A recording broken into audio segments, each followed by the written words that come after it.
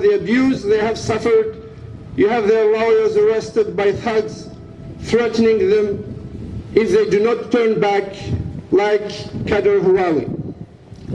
You adopt the practices of the secrecies which kidnap militants in foreign countries to exfiltrate them into your country, which has become open-air jails. The kidnapping of Lunas Hamzi reminds us of the kidnapping of Kurdish activist Abdullah Öcalan, leader of the Kurdistan Workers' Party, kidnapped in Kenya and exfiltrated into Turkey by the Turkish secret services. You kidnapped Lunas Hamzi, president of the Black West Coordination in Kabylie, and exfiltrated him to Algiers.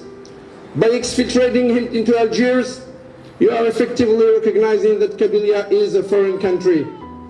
You can kidnap as many activists as you want. You cannot kidnap